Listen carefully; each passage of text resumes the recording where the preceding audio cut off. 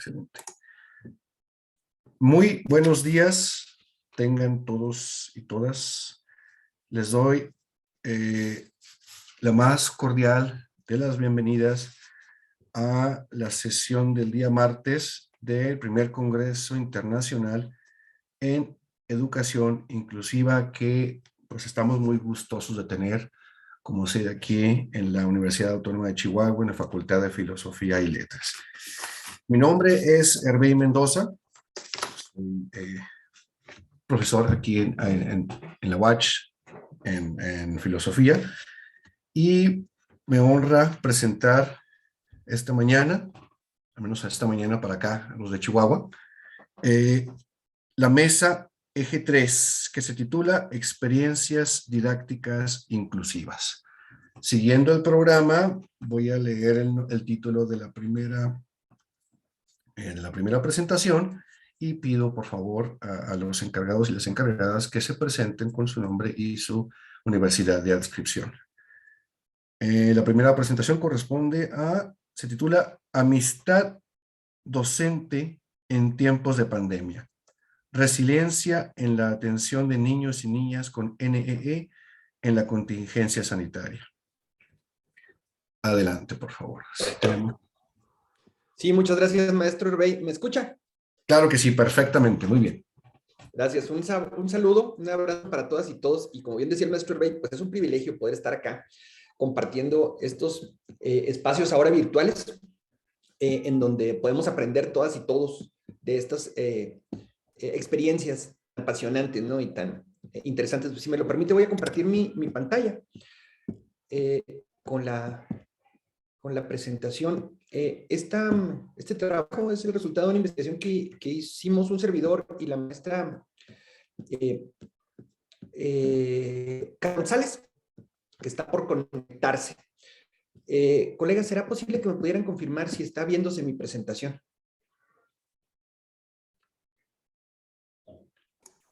Todo en orden. Correcto. Bueno, pues miren, nuestra ponencia se llama, así como ustedes pueden ver acá, Amistad docente en tiempos de pandemia, resiliencia en la atención de niños y niñas con necesidades educativas especiales ante la contingencia sanitaria. Les cuento, este trabajo de un estudio que desarrollamos durante esta experiencia tremenda, ¿no? que estamos aparentemente ya dejando atrás, esta contingencia sanitaria ya conocida por todas y todos, y es de nuestro interés, fue de nuestro interés este proyecto, seguir la experiencia de 3 maestros, 2 maestras y un profesor de educación especial acá en el estado de Chihuahua, en México, en el camino de la pandemia. Un poco para situar este proyecto, les cuento que nosotros estamos con temas de práctica docente acá en el norte de México. Nos interesa muchísimo analizar, por un lado, lo que viven los maestros y las maestras de educación especial y de otros niveles, y de manera pues muy especial nos interesa rescatar la figura del profesor, la figura del maestro. En este escenario y en todos los que podamos, no nos cansamos nunca de decir que el protagonista de los servicios educativos en todo el mundo es el profesor, es la maestra, y esto se desdibuja, a pesar de que resulta axiomático. Nosotros hemos podido a lo largo de los años que esto se desenfoca, ¿no? Y por eso es súper importante para nosotros trabajar con el tema de los colegas, las colegas, y era de nuestro interés pues trabajar en particular en este nivel, en el nivel de educación especial, en el contexto de la pandemia, ¿no? La pregunta de investigación fue esa justamente: ¿cómo vivieron los maestros, las maestras de educación especial acá en México este desafío? Porque debo decirles una cosa que ustedes saben seguramente y que tiene que ver con que los temas de necesidades educativas especiales, de discapacidad, tanto en México como en toda América Latina, están frecuentemente asociados a condiciones preocupantes de marginalidad, de manera tal que los profesores, las maestras que trabajamos con estos chicos, estas chicas, enfrentamos estos desafíos. Les quiero presentar a los 3 maestros que seguimos ahí en esta investigación. Los maestros que nos hicieron favor de pues permitirnos, ¿no? Trabajar con ellos como informantes. Son profesores, maestras que tienen una historia previa de amistad. Ellos son antes que nada amigos, amigas entre ellos, Y este es una dimensión bien interesante que nos permite explicar una serie de decisiones que se sitúan en el contexto de la práctica docente, ¿no? El tema de las relaciones interpersonales en el contexto de la escuela ha venido cobrando fuerza, como sabemos, sobre todo en la década reciente, en los estudios acerca de la práctica docente. Y a nosotros nos interesaba muchísimo esta parte, cómo el tema de la amistad entre estos maestros, entre estas profesoras, eh, formó parte de lo que ocurrió entre ellos durante la pandemia. Unas imágenes más ahí de los colegas. Y como pueden ustedes ver, el objetivo, ya lo decían hace un rato, de nuestro fue ¿no? Comprender de qué forma este tema de las relaciones interpersonales, la amistad entre los maestros, entre las maestras, más allá de los límites de la institución escolar, le pegan condiciones de contingencia sanitaria y en particular a las características de la práctica docente de los maestros y las maestras. Tanto los tres profesores como todos los demás brincamos en este marzo que nunca se nos olvidará, ¿no? Cuando recibimos la indicación de la autoridad educativa de brincarnos a modalidades virtuales, y tanto las interacciones personales como las situadas en el contexto de la chamba, en el contexto de la escuela, migran hacia lo virtual. Les platico rápidamente, el estudio tuvo lugar en el camino del 2020 y básicamente lo que hicimos fue un estudio de caso combinado con historias de vida de cada uno de los maestros, de las colegas, y en las entrevistas que realizamos, en las entrevistas a profundidad realizadas, interesó analizar tres dimensiones, ¿no? En primer lugar, las relaciones interpersonales en la pandemia como un recurso para la contingencia emocional. Este tema que ha venido analizándose cada vez con más exhaustividad en los meses recientes acerca de cómo estas relaciones a través del WhatsApp, de Telegram, de redes sociales, de videollamadas como esta, se cargaron de sentido para muchos maestros y maestras como un espacio para poder dilucidar estos desafíos emocionales, ¿no? Que vivimos en estos meses aciagos en los que estábamos confinados en la sala de la casa o en la recámara, y encontrábamos a través de estas relaciones entre los maestros y las maestras recursos para poder sentirnos mejor para esta parte de la contingencia emocional. Eso, por un lado, una segunda dimensión tuvo que ver con estas relaciones interpersonales de las que les hablo como una estrategia para el intercambio de saberes profesionales en la distancia, ¿no? Hoy en día vemos cómo crecen los estudios con respecto a qué hicimos los maestros en la pandemia, y nosotros encontramos con que el establecimiento previo de estas redes informales de amistad, de fraternidad entre los maestros, fueron fundamentales para poder platicar acerca de cómo le estás tú haciendo, ¿no? Con este chico con necesidades educativas especiales, este chico con hiperactividad, este chico con hipoacusia. ¿Qué estrategias estás tú empleando para poder trabajar con él, para trabajar con ella, ¿no? Fue fundamental este recurso. Y finalmente, un elemento que nos interesó estudiar fue esto, ¿no? Las relaciones de amistad como una red de apoyo para poder, en primer lugar, construir la resiliencia de los maestros y de las maestras, y también para poder compartir estrategias para enfrentar los desafíos emocionales que todos y todas vivimos en la pandemia.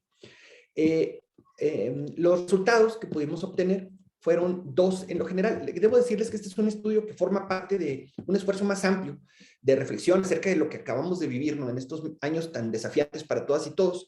Y en este caso en particular hemos alcanzado dos conclusiones preliminares. La primera tiene que ver con esto que ustedes pueden ver acá, ¿no? Las relaciones entre los maestros y las maestras son un elemento fundamental para la construcción de estrategias de mejora de la calidad de los servicios educativos en pandemia o no en pandemia. Nosotros vemos que la oportunidad de construir relaciones sanas, sólidas, fuertes, relaciones informales entre los maestros, es fundamental para temas de gestión escolar, pero además para la elevación de la calidad del servicio educativo.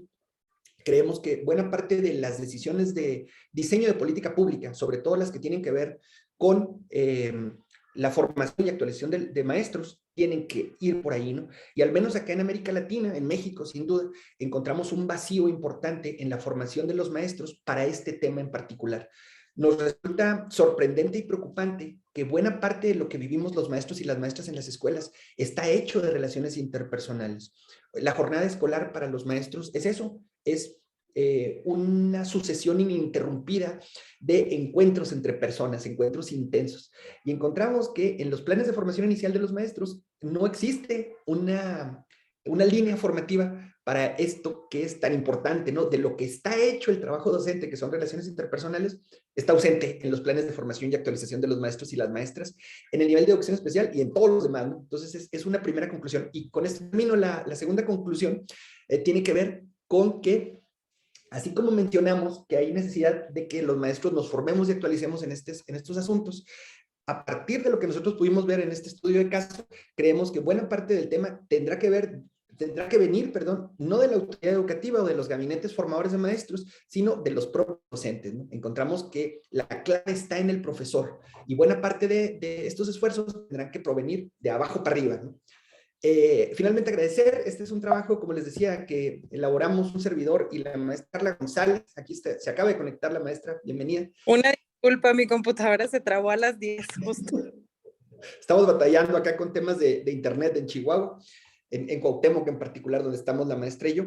Y finalmente quisiéramos terminar con esto, ¿no? Reiterar nuestro interés por rescatar la figura del profesor, la figura de la maestra, como el elemento central. El profesor es el protagonista de la escuela, no lo es ni el director, ni siquiera el estudiante. Quien hace realidad el servicio educativo somos los profesores y las maestras, y por eso es tan importante reflexionar acerca de lo que vivimos los maestros en la pandemia, ¿no? Sin duda que los chicos tuvieron sus propios desafíos, las familias de los estudiantes los enfrentaron también, pero es fundamental, ¿no? Dirigir la mirada hacia el maestro, hacia la maestra. No sé si la maestra González quiera agregar algo. Nada más, pues agradecerles, una disculpa nuevamente, mi computadora ya no me lo permitió, estoy con el teléfono, pero como dice el doctor Sandoval, creo que es muy importante ver la mirada del docente. Creo que ahora en la pandemia nos enfocamos mucho en el estudiante y las dificultades que tuvieron los docentes son de gran importancia y deben de marcar un parteaguas en esta ayuda que deben de recibir y que debemos de tener entre nosotros y hacer una red, como fue una de nuestras conclusiones. Entonces, en general, muchas gracias por todo. Gracias a todos. Muchas gracias a ustedes y les agradezco personalmente la agilidad de la presentación, sí que no hubo necesidad de intervenir. Muy interesante, esperemos que haya diálogo al cierre de la mesa. Gracias. Usted, muchas gracias. Entonces, le damos la bienvenida a la presentación. ¿Existe inclusión en la licenciatura de Educación Física? Estudio comparativo entre la UAM y la IFSUL de Minas.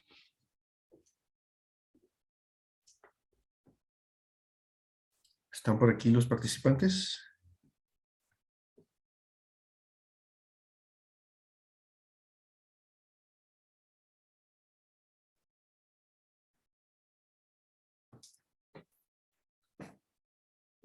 Perfecto.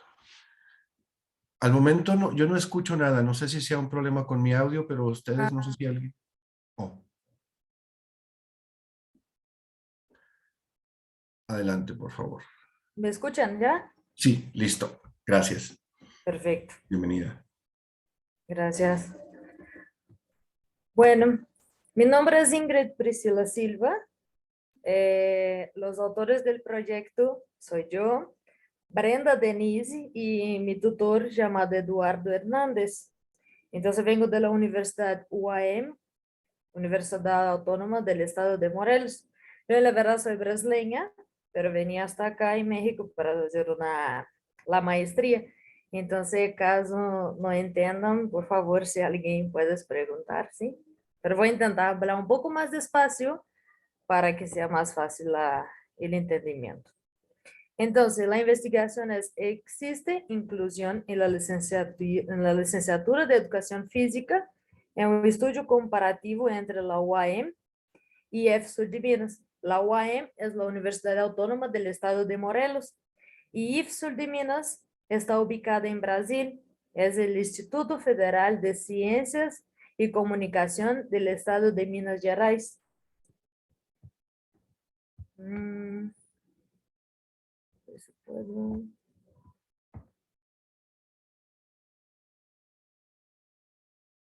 Voy a poner un poquito más grande para quedar más fácil para ver.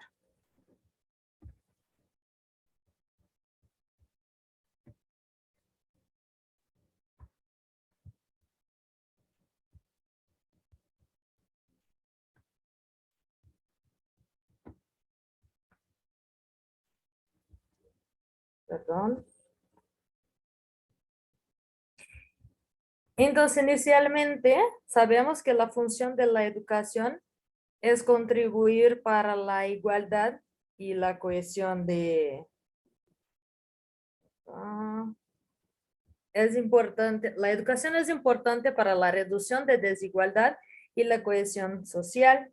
Entonces, Naciones Unidas en 2006 informó que en los últimos años ven creando condiciones y leyes que apoyan los derechos de las personas con discapacidad para garantizar la igualdad y la equidad y sobre todo la inclusión social en varias áreas, tanto en la área social cuanto de la vida, tanto de la educación y hasta mesmo del trabajo.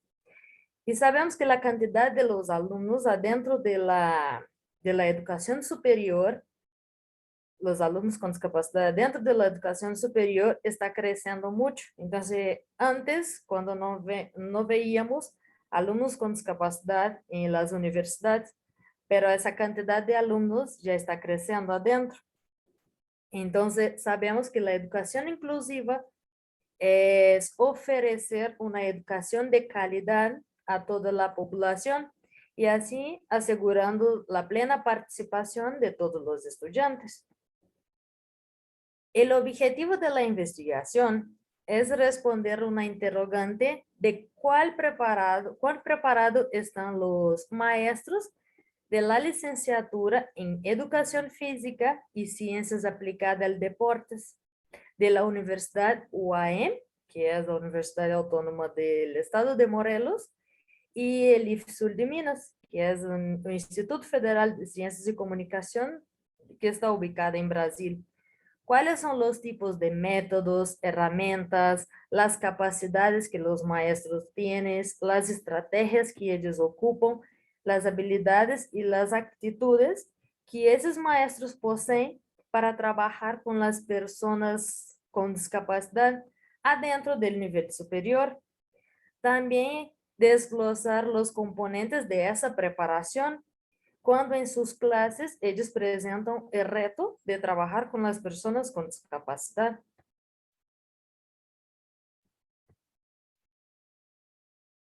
La parte de la metodología. La investigación es un estudio comparativo, cualitativo, que será realizado a través de una entrevista semiestructurada de manera presencial en los dos países, acá en México y también en Brasil.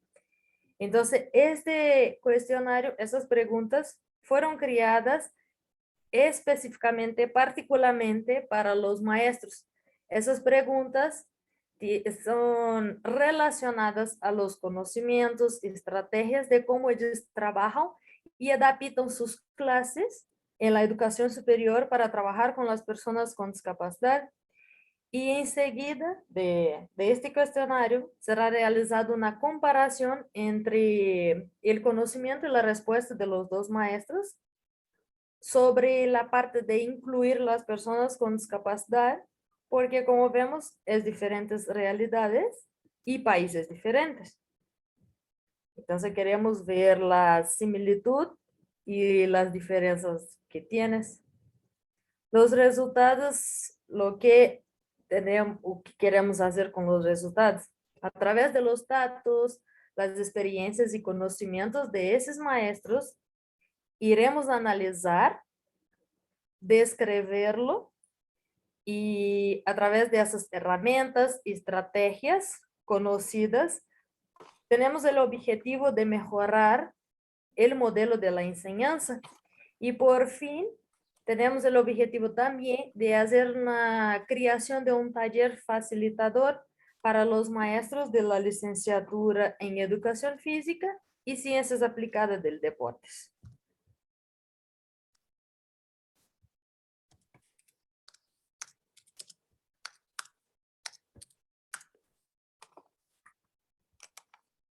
En la parte de la conclusión, es como la investigación todavía está en la mitad, entonces ahora estamos en la parte de agarrar los datos.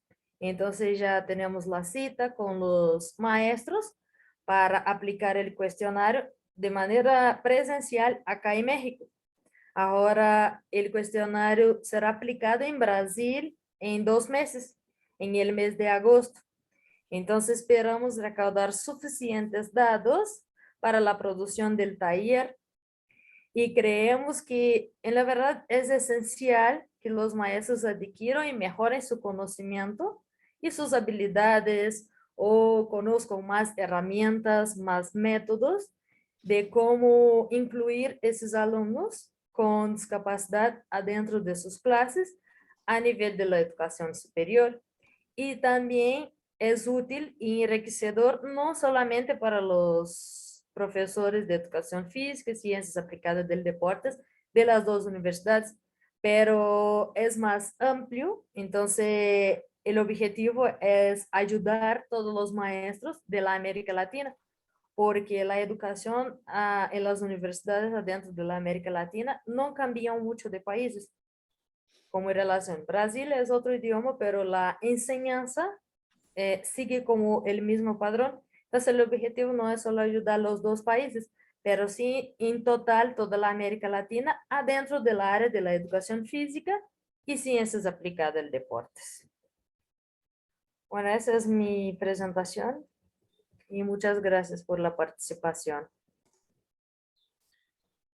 Agradecemos mucho a Ingrid y Priscila Silva su presentación y asimismo aprovecho para agradecer de manera intermedia a Michelle Canales por su labor como intérprete. Damos entonces la bienvenida a la tercera participación, que se titula Dificultades en la lectura, hábito lector e implicación en el acoso escolar. Adelante, por favor. Y me permite compartir pantalla, que me dice que no puedo compartir mientras esté el otro participante. Claro que sí. Por favor. Ingrid, si pudieras cerrar la participación en el botoncito.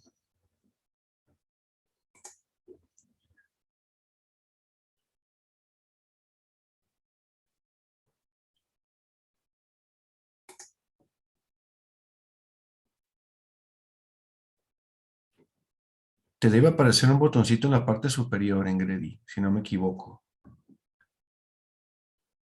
Ahí está, perfecto, muchas gracias. Adelante, compañera, por favor.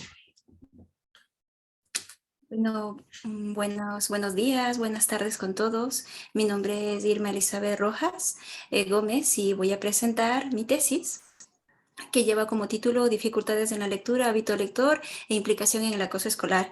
Esa tesis fue dirigida por la doctora Inmaculada Méndez Mateo y la doctora Cecilia Ruiz Esteban. Hay que tomar en cuenta que las dificultades de convivencia escolar continúan siendo uno de los mayores problemas y que representa repercusiones psicológicas significativas.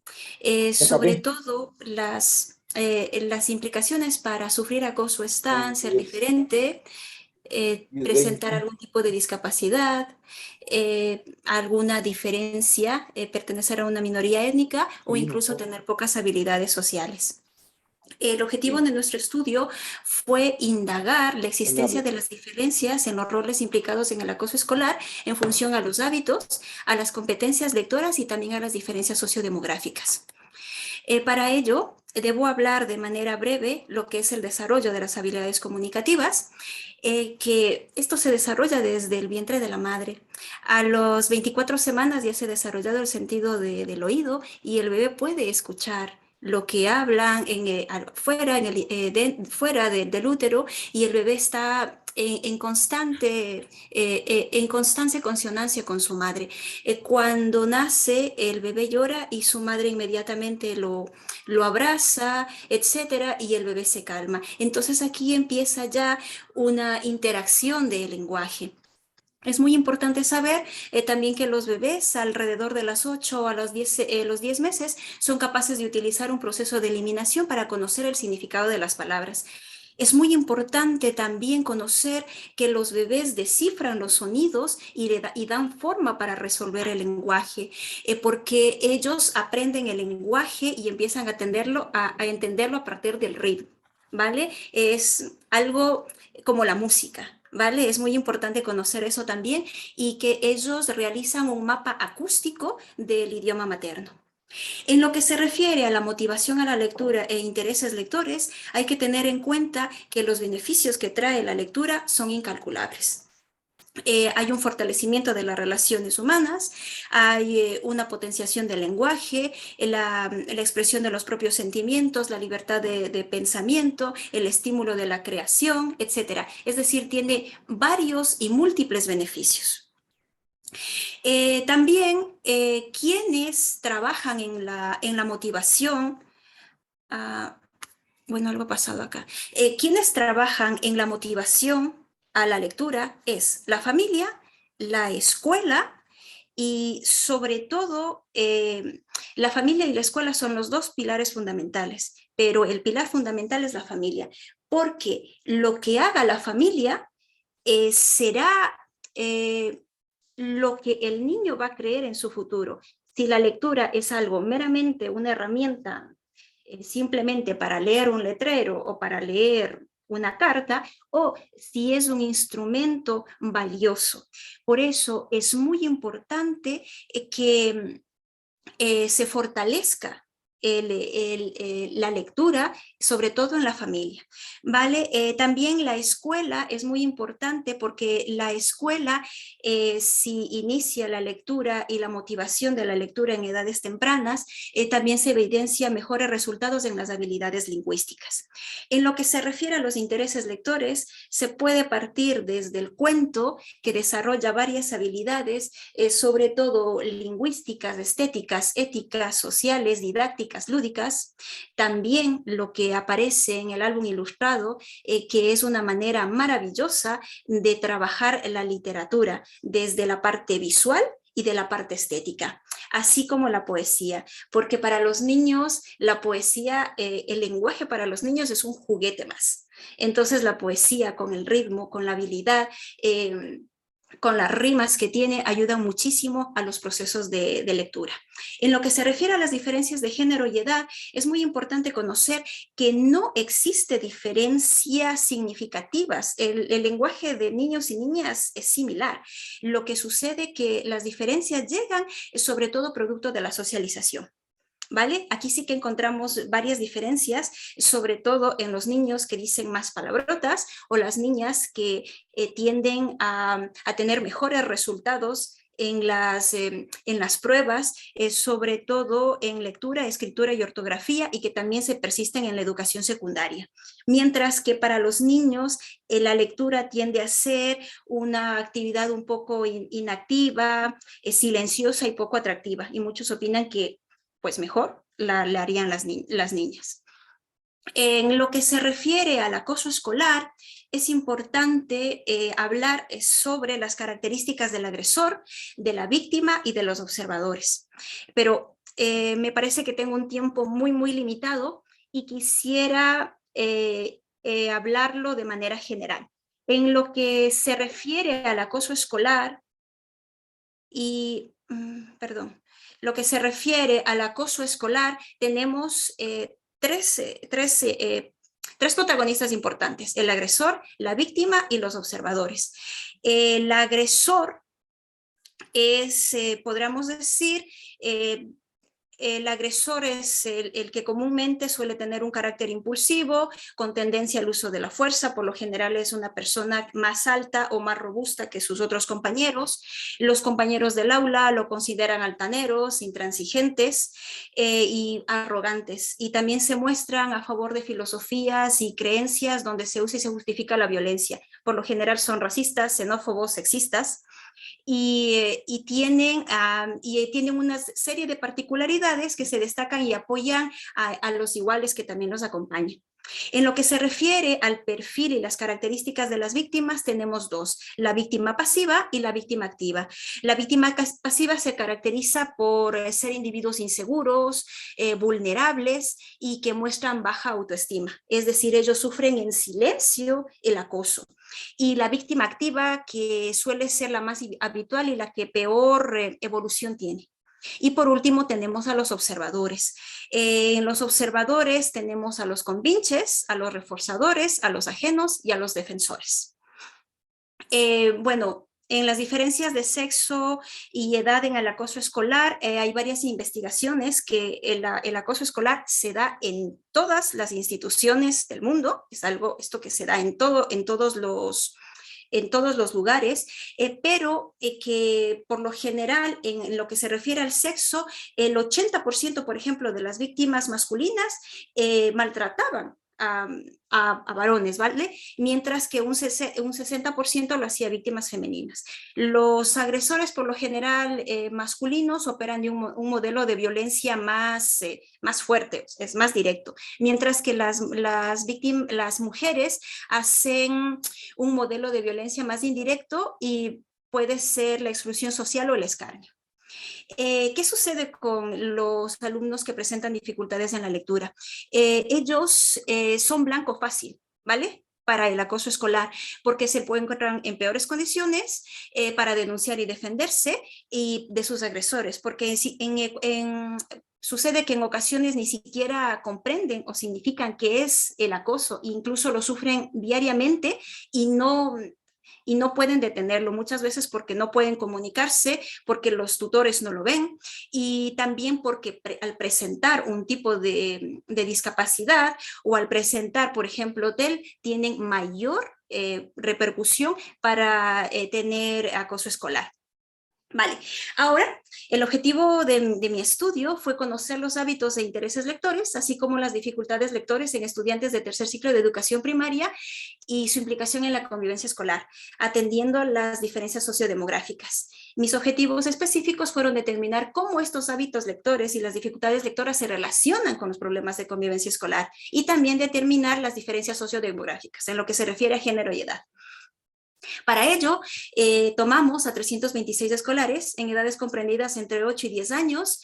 El 53% fueron niñas y 46% fueron varones, por lo que ustedes pueden ver que es una muestra muy igualada. También las variables del estudio fueron el género y la edad y también las características sociodemográficas, como pueden ver, y también las variables que fueron la motivación, el interés lector, las actitudes hacia el estudio, el acoso extremo, el ciberacoso, las dificultades lectoras. Para ello utilizamos 3 instrumentos: el cuestionario multimodal de interacción social elaborado por Caballo, la escala de actitudes de intereses lectores y la prueba TECLE, que es un test de eficacia lectora. Aquí podemos observar en el cuestionario cuáles fueron de qué consta el cuestionario, que no me voy a poner mucho acá en esto. También en lo que se refiere cuál fue la escala de los intereses lectores y también la prueba TECLE. El procedimiento que nosotros seguimos para trabajar en esta tesis fue: primero obtuvimos la aprobación del comité de ética, fue un diseño transversal, tuvimos entrevistas con los directores, también seleccionamos a los participantes, los niños tenían que cumplimentar los criterios, que son edad y también un consentimiento informado, y se administró la prueba, que fue alrededor de 50 a 60 minutos, y todo fue de manera confidencial y a nivel de anonimato. Lo primero que hicimos fue detectar los casos perdidos en la base de datos, se realizó con análisis descriptivos, trabajamos en relaciones de Pearson y pruebas de comparación, y también todos estos datos fueron tabulados en el programa SPSS versión 24.0. El objetivo a los análisis, atendiendo al objetivo específico número 1, podemos observar algo muy interesante. En lo que tiene que ver con la correlación entre las actitudes y hábitos lectores y la convivencia escolar, podemos observar que hay una correlación significativa positiva entre la motivación hacia la lectura y todo lo que tiene que ver con la implicación en los roles de acosador, acosado, acoso extremo y ciberacoso. También se evidenció la existencia de una correlación relativa de Pearson en lo que se refiere a intereses lectores y el rol de acosador. También una correlación significativa positiva en lo que tiene que ver en las actitudes hacia el estudio y el rol de acosador, acosado y acoso extremo. Asimismo, una correlación entre las actitudes colectivas y el rol de acosado y acoso extremo. En lo que se refiere a la eficacia, las dificultades lectoras y la convivencia lectora, podemos encontrar una correlación positiva significativa entre los aciertos del tecle y lo que refiere al rol de observador activo en defensa de la víctima, en los errores y en el tecle total. En lo que se refiere al objetivo específico número 2, encontramos una correlación significativa en lo que se refiere a la edad y el rol de acosador, de acosado y acoso extremo. En lo que se refiere en la correlación de edad y las actitudes y los hábitos lectores, también encontramos una correlación entre la edad, una correlación significativa positiva entre la edad, la motivación hacia la lectura, los intereses lectores y una actitud hacia el estudio. Asimismo, encontramos una correlación entre la edad y entre los aciertos y el tecle total. Esto es muy interesante también en lo que se refiere a la diferencia en función a las actitudes de intereses lectores. Se encontró que hay una motivación, que hay una correlación de las diferencias significativas entre motivación hacia la lectura y las actividades colectivas, y también en lo que se refiere en niños, ¿vale? Y también intereses lectores y actitudes hacia el estudio en lo que se refiere a niñas. También aquí hay una variable en la diferencia de sexo entre los roles de acoso escolar en función al sexo, ¿vale? Es muy importante, entonces, atendiendo a todos estos resultados, encontramos que los escolares que están implicados en el rol de agresor y de acoso extremo y ciberacoso suelen mostrar una menor motivación hacia la lectura. Esto es muy importante. También los escolares que están implicados en los roles de víctimas presentan una baja motivación hacia la lectura, unido hacia una baja actitud hacia el estudio. También encontramos que los escolares implicados en las situaciones de acoso escolar y en el rol de observador suelen mostrar una baja motivación escolar, y tanto el agresor como la víctima leen porque se les inculca el hábito lector, pero ambos están involucrados en problemas de acoso, ¿vale? Hay una diferencia entre los observadores activos que defienden a la víctima y que ellos no tienen una motivación lectora. Por eso decimos que es un blanco fácil y que hay que cuidar. También los observadores activos en defensa de la víctima presentan mayores dificultades lectoras según el tecle. Atendiendo al objetivo específico número 2 también. Perdón, disculpe que te interrumpa por cuestión de tiempo, sí, si pudieras concluir o resumir. Vale. Te resta, gracias. Bueno, nuestras conclusiones fueron que existe una relación directa entre los hábitos lectores, las dificultades lectoras y los problemas de convivencia escolar. Eso fue muy evidente. También que se ha descubierto una estrecha relación en el sexo y la edad y las dificultades lectoras, los hábitos lectores y los problemas de convivencia escolar. Nuestras conclusiones son que los programas educativos son necesarios en colaboración con el resto de todos los agentes educativos, que es muy importante que se trabajen sobre todo en programas para trabajar en conjunto con agresores, con víctimas y con observadores, para que se promuevan programas de inclusión, sobre todo para los niños que presentan problemas de discapacidad y sobre todo de lenguaje. Qué pena, se me fue el tiempo. Muchas gracias. Al contrario, muchas gracias, compañera. De la Universidad de Murcia, por cierto, no mencionamos ese dato. Quisiera nomás hacer un recordatorio de mantener, por favor, los asistentes el micrófono apagado o cerrado, y esperemos que nos dé este tiempo para dialogar, porque quedan algunas preguntas muy interesantes aquí en el chat y algunas que yo he estado anotando aquí. Continuamos Y bueno, entonces con la presentación. Muchas gracias, Irma. gracias y perdón que se me fue el tiempo. No te preocupes. Gracias. Continuamos entonces con la siguiente presentación, que se titula Proyecto de intervención en dificultades de aprendizaje asociadas a una enfermedad rara. Adelante, por favor. Muy bien, muchísimas gracias. Según aparece aquí, no es posible iniciar vídeo para que se vea, bueno, tampoco es que sea necesario, con que se me escuche es suficiente, pero si me pudiesen dar permiso para que la cámara se pudiese activar, se lo agradecería, gracias. Claro que sí. Rita, por Claro favor. que sí, un segundo. Gracias. Gracias. Es un recordatorio también, si puede, por favor, presentarse y mencionar su universidad de inscripción, por favor. Perfecto, claro, por supuesto. Aquí está. Iniciar mi vídeo. Estupendo. Muy bien. Voy a compartir. ¿Se ve la presentación? ¿Sí? Sí, todo bien. Estupendo, muchísimas gracias. Bueno, pues lo primero de todo, os doy la bienvenida a esta parte a la exposición en sí. Y bueno, dar las gracias a la Universidad Autónoma de Chihuahua, México, por esta excelente organización del Congreso y también al coordinador por la gestión de todas las ponencias y de los tiempos. Bien, presento, provengo de la Universidad de Murcia y este trabajo ha sido realizado junto con don Víctor Galindo Marcial. Yo soy el doctor Juan Pedro Martínez Ramón y también ha participado la doctora María Belén García Manrubia. Y bueno, pues paso a desarrollar el proyecto de intervención en dificultades de aprendizaje asociadas a una enfermedad rara. El objetivo básicamente de esta presentación es visibilizar una problemática y es el de las enfermedades raras. Problemática en cuanto a la falta de visibilización, ¿no? de este tipo de colectivo, debido al escaso porcentaje, a la escasa prevalencia que tienen este tipo de enfermedades, pues muchas veces no se le da la suficiente publicidad y por tanto pues no hay muchos estudios ni muchas investigaciones al respecto. Y con la COVID-19 pues ha pasado algo similar en comparación a otro tipo de colectivos.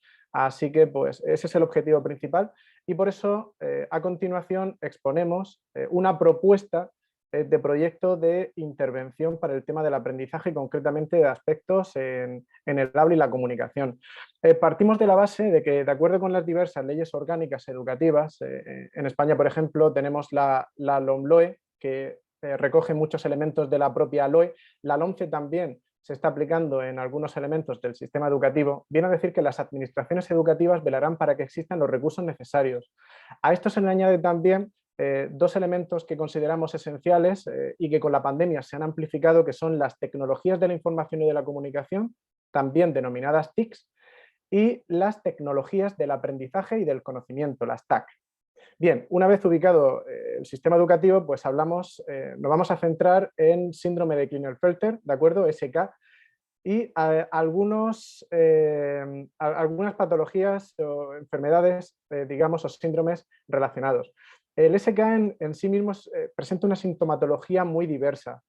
Y bueno, por señalar algunos elementos, a partir de determinada edad, estas niñas y niños pues tienen problemas de lectura o pueden tenerlos en la expresión del lenguaje, en la escritura.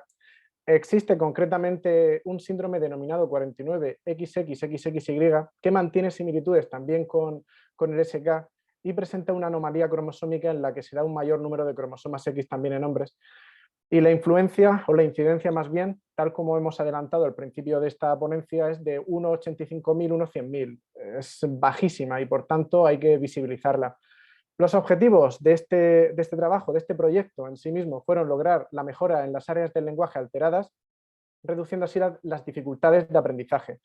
De ese objetivo general desarrollamos una serie de objetivos específicos que iban relacionados con mejorar la atención, la conciencia fonológica, la conciencia silábica, vocabulario, etc. Básicamente muchos aspectos del ámbito logopédico. Nos centramos, este proyecto, ¿de acuerdo? Esta propuesta de intervención va encaminada a una persona, ¿de acuerdo? A un supuesto niño de 8 años que cursa con una enfermedad rara asociada a una alteración cromosómica con dificultades cognitivas, sobre todo en el área del aprendizaje, también en la motricidad orofacial y en la articulación. Tiene dificultades en la pronunciación, un vocabulario básico muy reducido, problemas en la articulación. Se le han administrado diversas pruebas como el registro fonológico inducido, las escalas Wechsler de inteligencia, y todo esto en situación de pandemia pues, ha conllevado un empeoramiento de cara a aspectos lingüísticos y pragmáticos. La temporalización, pues se representa en esta tabla. Aquí están distribuidas las sesiones del programa. Partimos del segundo trimestre, en el primero se ha realizado una evaluación en sí misma, vemos cómo funciona y entonces comenzamos con la intervención en sí misma. Semana 1, semana 2, ¿de acuerdo? Así hasta, en última instancia, 20 sesiones y aplicándolas con días de descanso por en medio.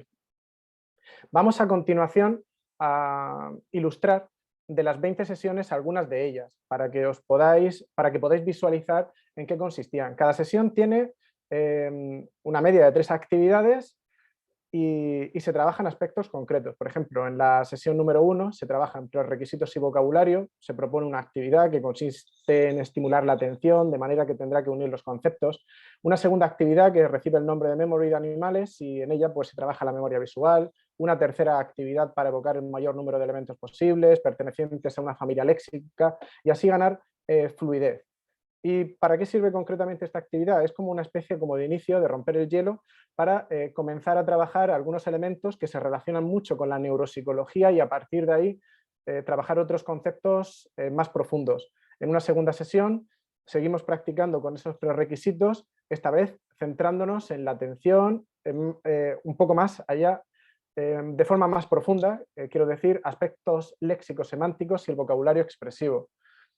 Pongo también como ejemplo la sesión número 3, en la cual se trabajan no solo ya prerequisitos del vocabulario, sino ya la conciencia fonológica.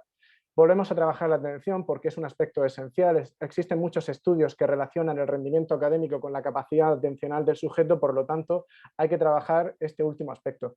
La segunda actividad, evocación del mayor número de colores posibles en 3 minutos sin ayuda visual, y una tercera actividad para trabajar vocabulario, familias semánticas, y ampliar el léxico. Por tanto, en esta tercera sesión el objetivo era trabajar la atención y el vocabulario. Pongo 2 ejemplos más.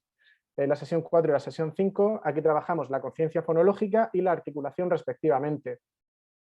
La sesión número 4 está compuesta por 3 actividades, asimismo se presentan una serie de dibujos con diversas opciones de respuesta y el alumno en cuestión pues, reproduce el sonido de cada palabra. En una segunda actividad se le presentan 4 opciones de respuesta y tiene que decidir cuál es el elemento y además que rime. Y en una tercera actividad pues hay un dictado de sílabas para trabajar esa conciencia fonológica y metafonológica, que incluso se relacionan luego con otros elementos como la dislexia, etcétera. Palabra dibujo, conciencia, etcétera. En la sesión número 5 nos centramos en la articulación. De acuerdo con la teoría motora de la percepción del habla, es más fácil percibir si eres capaz de articular y viceversa. Por tanto, aquí lo que trabajamos son articulaciones, problemas en diversos fonemas que previamente se han detectado con el registro fonológico inducido. En este caso era el sonido che. ¿Para qué? Para trabajar la atención alternante, la parte léxica semántica, el vocabulario comprensivo y expresivo, la generalización del fonema che.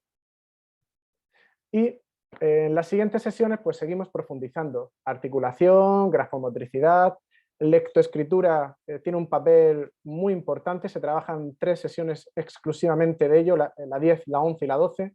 Y luego las siguientes son de estimulación del lenguaje. Aspectos metodológicos. Bueno, partimos de una perspectiva constructivista según la cual el alumno es constructor y la alumna de su propio aprendizaje. Los recursos que atiendan a la diversidad del alumnado y que sean interactivos, mucho más en situación de pandemia.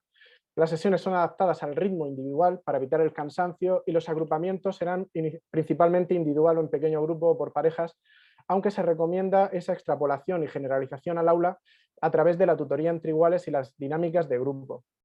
Se hizo una evaluación de la intervención, se diseñó esa evaluación pre-test, post-test, listas de control, recogida de información sobre la propia conducta y las habilidades. Aquí ponemos en la tabla 2 un ejemplo de lista de control que se diseñó para este supuesto caso, donde se trabaja pues, la atención, bueno, se valora la atención, la conciencia fonológica, la articulación concretamente del fonema che, que era en este caso el afectado, el vocabulario, la lectura, la discriminación entre palabras y pseudopalabras, el desarrollo de oraciones y el lenguaje espontáneo. Y bueno, resultados esperados. Consideramos, vista lo que es el marco teórico, mejorar los niveles de atención, discriminación, articulación, incrementar el vocabulario, reducir el número de errores, sustituciones, omisiones, adiciones, ampliar la capacidad para poder desarrollar oraciones y aumentar también esa intencionalidad comunicativa. Como discusión y conclusiones, el déficit intelectual, en el caso de que exista, se puede agravar con la edad y se asocia a mayores necesidades en el ámbito lingüístico. De ahí de atacar y atajar lo antes posible a través de un programa donde estén incluidos elementos del habla y de la comunicación y trabajando de forma multidisciplinar.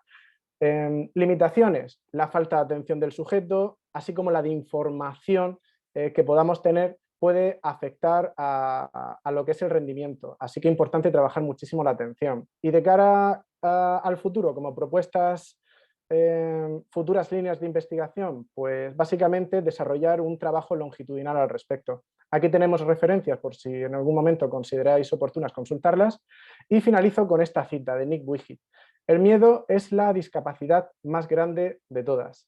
Y muchísimas gracias por la atención prestada. Aquí tenéis los correos electrónicos por si tenéis alguna duda o consideración. Muchísimas gracias. Muchas gracias, Juan Pedro Martínez. Gracias, compañero. Antes de pasar a las preguntas y comentarios, les voy a solicitar, me solicitaron acá desde en privado por WhatsApp, que en lugar de poner sus nombres en el chat, porque aparentemente no está funcionando esa estrategia, si pueden poner sus nombres completos en el display de Zoom. Por favor, que algunos tienen no tienen su nombre completo, por favor, para poder tomar lista y que pueda registrarse en el perfil de Zoom, por favor. Bueno, en lo que me hacen el gran favor de adecuar esa información, pasamos a unas preguntas que tenemos aquí en el chat. Vamos, primera que tenía registrada, permítanme la encuentro. Sí. La pregunta de Elvira Perales Ruiz, si no me equivoco, iba para Ingrid y Priscila por el horario en el que hizo la pregunta. Dice, ¿cuáles serían los factores que limitan u obstruyen la comunicación entre docentes? ¿Se encontraron diferencias en este sentido en ambas universidades? Compañera Ingrid y Priscila. Aquí estoy, pero ¿me podría repetir la pregunta? Es que está con dificultad de entrar en el chat. Claro que sí. La pregunta la formuló aquí en el chat Elvira Perales Ruiz y dice, insisto que por el horario, asumo que es para ti, pero si alguien más tuviera una respuesta que ofrecer, adelante, claro. Dice, ¿cuáles serían los factores que limitan o obstruyen la comunicación entre docentes? ¿Se encontraron diferencias en este sentido en ambas universidades? Entonces, la parte de los factores vamos a empezar a investigar ahora. Entonces, como ya tenía hablado a ustedes, la próxima semana y la otra, este mes será para la parte de la recaudación de datos. Entonces, voy a empezar con la de México y el próximo mes, en agosto, sería la de Brasil. Entonces, a partir de esos datos es que vamos a ver como la relación y entre otros de las dos universidades. Perfecto, muchas gracias. Yo también tengo una pregunta para ti, pero vamos a esperar a ver si hay otras preguntas y volvemos más adelante. Muchas gracias. La siguiente pregunta, igual por el momento en el que se redactó, de Carla Muela Esparza, si no me equivoco, es para Irma Rojas, que dice, hablando de las características de los individuos, ¿qué opinan, bueno, aparentemente en general, de desarrollar una estrategia de inclusión basada en el desarrollo del autoconocimiento para la identificación de la diversidad y de la aplicación de actividades que promuevan el desarrollo humano? Dejo la pregunta. Es interesante, ¿vale? Nosotros tomamos a niños, ¿vale? Son niños de 8 a 10 años. Entonces, no sé si sería esa tal vez una estrategia tal vez adecuada para la edad, porque son pequeñitos, son pequeños de 8 a 10, pero tal vez algo relacionado con eso, modificado para las edades de ellos es interesante, porque como lo que te comentaba, en lo que se refiere al sexo y la edad, se van trabajando estos aspectos para observar quiénes son los agresores y las víctimas. Y lo que sucede, por ejemplo, las investigaciones lo que dicen es que se va trabajando en edades mucho más tempranas. Que esto del bullying ya no se da, por ejemplo, solo tal vez en adolescentes, sino que las investigaciones dicen que se va dando en edades más tempranas cada vez más, y es un problema que afecta a todos, a toda la comunidad educativa. Yo creo que en edades, como te comentaba, en edades tan pequeñas, tal vez modificar, pero sí dar estos aspectos que sí que son importantes, los que comenta la compañera, son muy necesarios.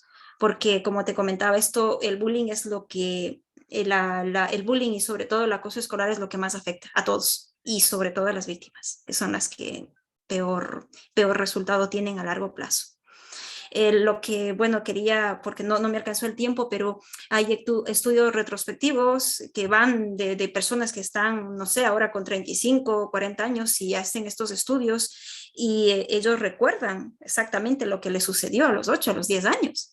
Y es algo difícil y muy crudo y muy duro para ellos. Es muy interesante también la propuesta, pero yo la generaría tal vez de manera que se pueda trabajar a estos niveles educativos para niños tan pequeñitos, ¿vale? O bueno, también trabajarlo en adolescentes, pero nosotros nos centramos en el grupo de 8 a 10 y queremos continuar con edades, seguir viendo qué es lo que sucede y hacer tal vez un estudio retrospectivo, que esa también era nuestra idea, nuestras futuras líneas también de investigación, seguir con estos procesos. Muchas gracias, compañera. Yo también tenía por aquí una pregunta muy relacionada, pero bueno, sí, depende si alcanza el tiempo, volvemos. Vale. Hay una pregunta aquí a cargo de Raquel Guerrero Franco y dice que va dirigida para Fernando López Sandoval. Dice, ¿por qué entiendes que el maestro es el protagonista en vez de que sean los alumnos en su enseñanza-aprendizaje con niños y niñas con NEE? Sí, claro que sí, con mucho gusto, Herbey. Bueno, en realidad este tema es un recurso provocador que hemos usado con los años, porque naturalmente que coincidimos con respecto a la importancia de los chicos, de las chicas en la institución educativa, ¿no? Sin los niños no tenemos chamba, los profesores. Sin embargo, vemos cómo a lo largo no de los años, de las décadas, el maestro se ha desdibujado en el diseño de medidas de política educativa, de política pública en general. Me explico rápidamente. Si usted revisa los últimos 10 años, este ejercicio, ¿no?, de diseño de política pública, encontramos que el énfasis en toda América Latina se ha centrado ni en los niños ni en los maestros, ¿no? Tenemos, por ejemplo, algunos momentos en la historia donde el énfasis se sitúa en el currículo, otros más donde se sitúa en los directivos. Y el maestro, decimos nosotros, ¿no?, que es quien está en la carrilla diaria, en la friega diaria de la atención de los estudiantes. Nosotros vemos que el maestro es quien hace vida la política educativa y en general el sistema educativo. Sin duda, ¿no? Repito, no le quitamos importancia al papel preponderante de los chicos, ¿no? Los chicos son nuestra razón de ser. Hay que recordar aquí los postulados de Alexander Neil y otros más, ¿no?, que privilegian la visión del niño como el protagonista de las escuelas, con lo cual estamos totalmente de acuerdo. Y en el fondo, repito, debo confesarle, no se trata de un recurso provocador que hemos venido utilizando en la producción académica sobre todo en los últimos 5 años a este respecto. Aprovecho, hay aquí otra referencia, dice, ¿cuál debería ser el papel del profesorado de mediador? Dice la misma Raquel, a quien le enviamos un saludo. Nosotros creemos, igual, ¿no?, siguiendo sobre todo a Neil y a esta corriente que desde los 50 propone el papel del niño como un aprendiz independiente en muchos sentidos. Nosotros creemos que la aportación al debate con respecto al diseño curricular hoy en día, ¿no?, que pone en duda el tema de las competencias como el eje teórico importante al respecto, debe ser de acompañante de los chicos, de las chicas, y no nada más de los niños, ¿no?, también de los jóvenes.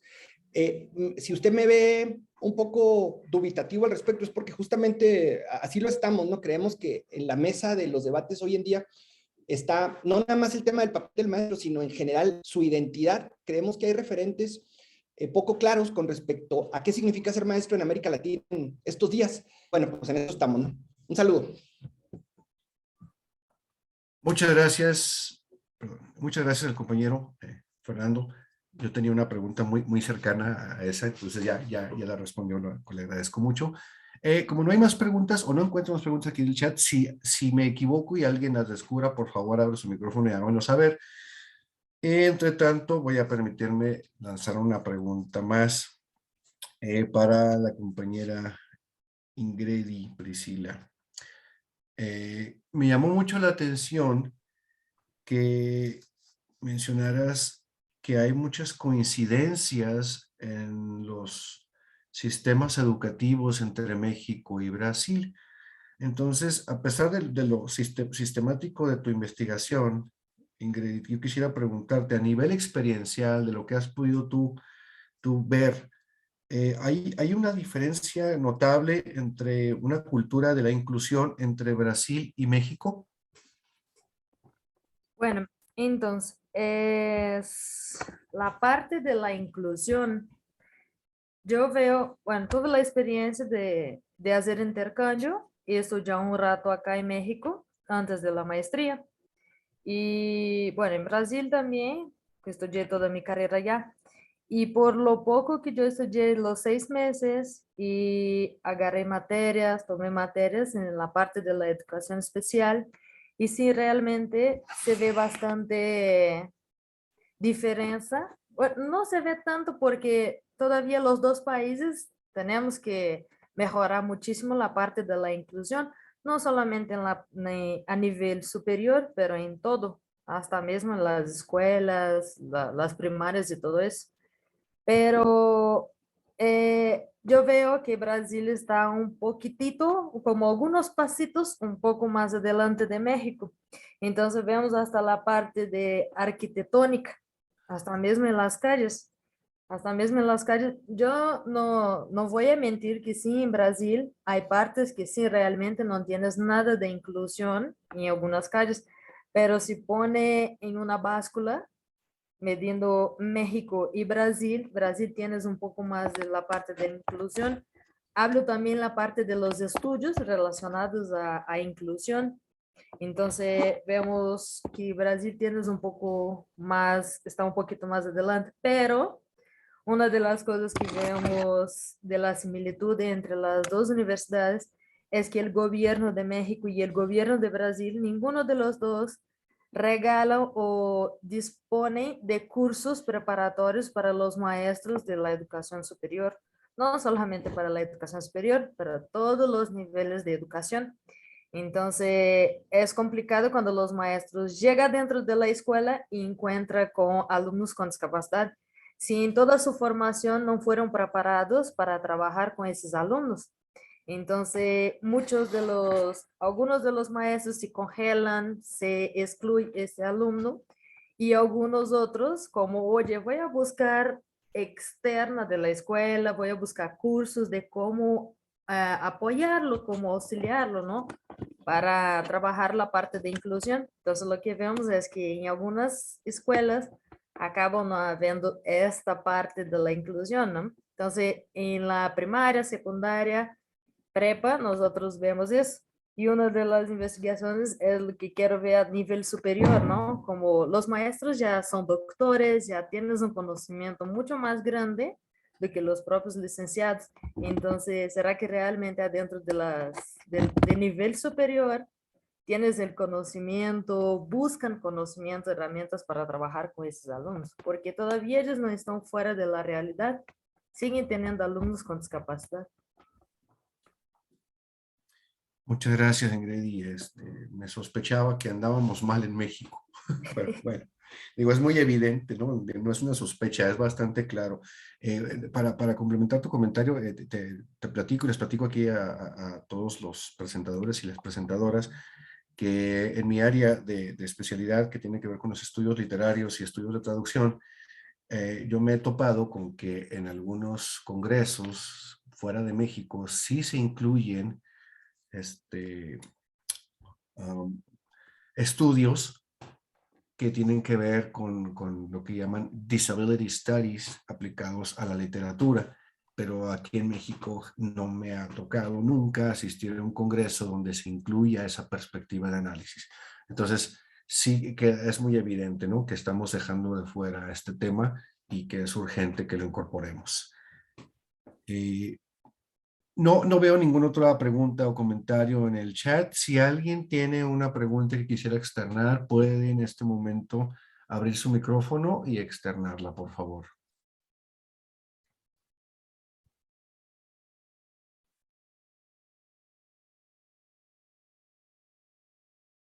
¿Nadie? Bueno, me permito, porque no alcancé, tomé una nota, pero no alcancé a escribir. El compañero Juan Pedro Martínez, si nos pudieras compartir tu correo electrónico aquí por el chat, porque no alcancé a copiarlo cuando lo Claro, redacté. por supuesto. Gracias. Gracias. Voy a tomarle una foto porque tengo una pregunta, pero sería más extensa. Perdón que le tomé foto, pero luego no recuerdo dónde lo guardé. Gracias. Nada, gracias a ti. Y pues bueno, hay muchos comentarios aquí con respecto a felicitaciones y sobre comentarios pues muy agradables, muy atinados sobre las presentaciones, lo cual pues nos hace sentirnos seguros de decir que fue todo un éxito esta mesa. Tenemos todavía unos minutos en caso de que alguien quisiera agregar algo más. No sé, por ejemplo, en el caso de Irma, si quisieras algo que quedó fuera de tu presentación, quisieras añadirlo. No, lo que te comentaba, las futuras líneas, yo creo que con eso está, con la pregunta que me hicieron está bien. Excelente, te agradezco mucho. A Bueno, ti. me piden por acá que los invite a la presentación del libro el día de hoy a las 12. No tengo aquí el dato. Rita, si nos pudieras apoyar con los datos de la presentación, por favor, porque no imprimí esa hojita. Doctor Hervey, tampoco los tengo aquí. Permítame. ¿Tampoco los tienes? Sí, doctor, permítame. Gracias. Una ciega alegría por Sergio Arturo Ábalos Magaña. A las 12 horas Chihuahua, porque tenemos ponentes de fuera. Gracias. Excelente, muchísimas gracias. Nos da tiempo de ir a tomar un café para estar listos para la presentación. Asimismo, esto sí no lo pierdo de vista, no se preocupen.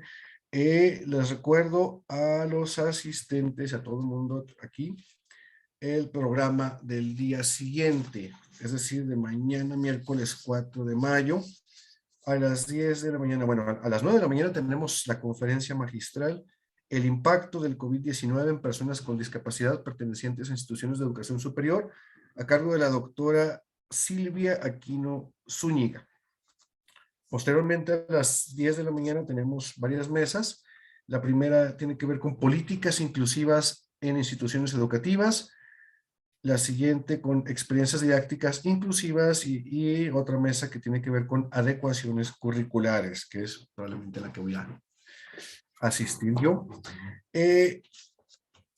Agradecemos nuevamente aquí a nuestra compañera que nos hizo el favor de apoyarnos por parte del trabajo como intérprete, a Michelle Canales. Y finalmente les agradecemos a todos y todas su tiempo por asistir y participar en la mesa de hoy. Si ya no hay más que agregar, les envío un saludo cordial a todos y cada uno y todos y cada una de ustedes. Nos vemos más adelante. Muchas gracias. También muchas gracias a Rita. A nombre del posgrado y la facultad, les agradecemos su asistencia. Que tengan bonita tarde o día. Adiós. Hasta Gracias. luego. Hasta luego. Adiós. Luego, Gracias, muchas Rita. gracias. Hasta luego. Hasta luego. Saludos a todos y Gracias. todas. Hasta luego, gracias. Hasta luego.